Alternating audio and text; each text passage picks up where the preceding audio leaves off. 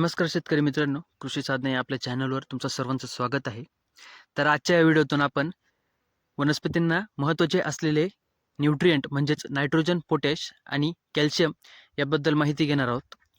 तर हे तिघं काम कसे करतात आणि त्यांच्यातलं बॉन्ड एकमेकांना कसे सहयोग करून वनस्पतीमध्ये पचवण्याचं कार्य करतात याबद्दल मी तुम्हाला थोडक्यात माहिती देणार आहे.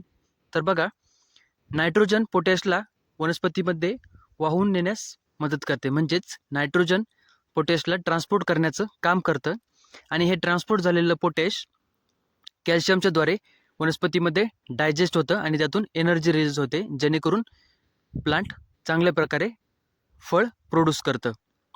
तर जेव्हा 5 किलो पोटॅश वाहून न्यायचं असेल तेव्हा 1 किलो नायट्रोजन वनस्पतीला पाहिजे असतं आणि हे ट्रान्सपोर्ट केलेलं पोटॅश जेव्हा वनस्पतीला पचवायचं असेल किंवा डायजेस्ट करायचं असेल तेव्हा त्याला 1 किलो कॅल्शियमची देखील गरज लागते. तर हे अशा प्रकारचं नायट्रोजन, पोटॅशियम आणि कॅल्शियममधलं बॉन्ड आहे.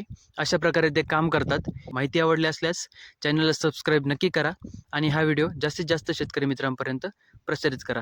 धन्यवाद.